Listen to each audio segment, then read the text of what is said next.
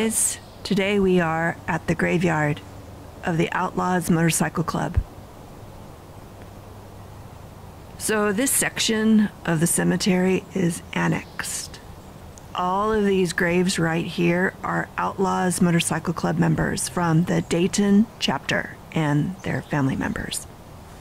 The Outlaws Motorcycle Club is one of the oldest clubs. They have roots dating way back to 1935, and it was started out of a bar in the suburb of Chicago.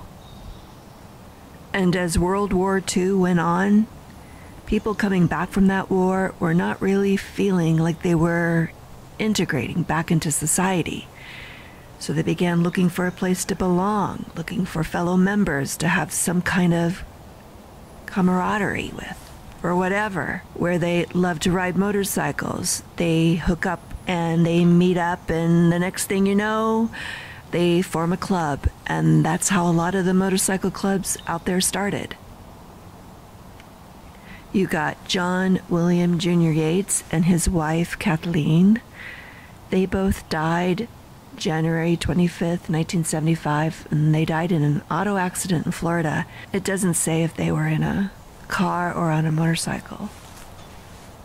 And when you see their name with their nickname below it, you'll see 1%er. So this guy, his nickname was Bama. Might possibly have been from Alabama. I'm not sure if this guy is related to John William Jr. Yates, and they called him Orange. And this guy, Billy Ray, he died after a short illness at his home. They called him Roadrunner. And you'll see 1%er. So the term 1%er, of course, it is termed from an organizer who threw a motorcycle rally where there was a riot afterwards, known as the Hollister Riot, with a bunch of fighting. And he said to a newspaper reporter, 99% of all people who ride motorcycles are peace-loving individuals, but we always have that 1% that comes here to start trouble and start fights. And that's where the term 1%er came from. The AMA denied the comments that it was a misquote by the press, but whether the original quote is true or not, the 1% patch is worn only by clubs immersed in criminality. And you got some more outlaw members, a lot of these guys very young when they died. So if we continue to our left, we are going to go to the grave of one of the two most absolute famous motorcycle club members in the world. This is Harry Joseph Bowman, also known as Harry Taco Bowman. It's inscribed on his stone, OFFO and GFOD, which stands for Outlaws Forever, Forever Outlaws, and God Forgives, Outlaws Don't. This man, along with Sonny Barger, who was the president of Hells Angels Motorcycle Club, the two most absolute famous motorcycle club members of all time. If you think of a motorcycle club member, personally, Taco Bowman's image first comes up because he just had a distinctive style. They called him Taco because he looked kind of Mexican. Even though he looked Latino, he was white. And somebody marked on a tree stump on the back of his grave here, Taco forever, missing you, Daddy.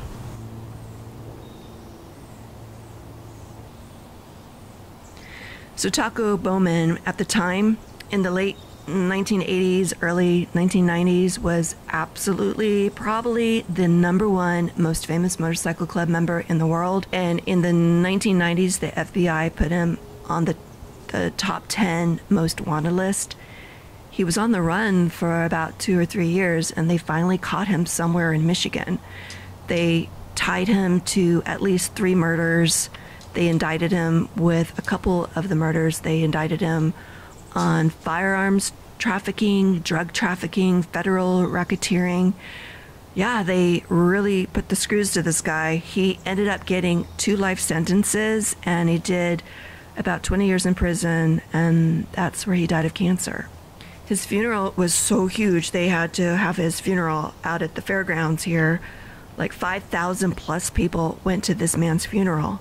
He was a very respected and beloved member, a very important, integral part of the motorcycle club community at large, especially here in Ohio.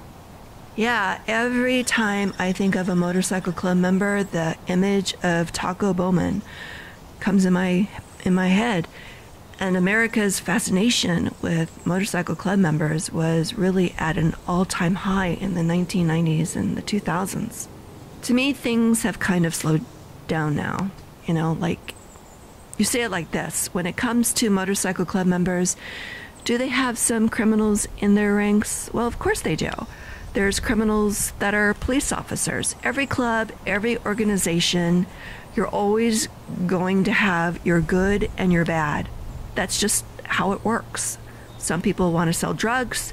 Some people want to prostitute women. Some people, you know, have good jobs and they just like to ride motorcycles. And they like to kind of live that kind of lifestyle. Hey, you do what you want to do at the end of the day. So you always have your yin and your yang with everything. You know, you got the rough image out there from media too, like the Hells Angels down in Los Angeles with the greasy jeans and the beards and the hair and the loud motorcycles. I mean, no matter what you hear, what they do in terms of like negative things or committing crimes or murders and what have you, a lot of people just think they're awesome and cool. America's secret love affair with the motorcycle club member. Anyway, just a real quick tour of the Outlaws' graves. Rest in peace to all these men and to Harry Taco Bowman. Okay guys, thank you for watching my video. I'll catch up with you on the next one. Take it easy. Peace out.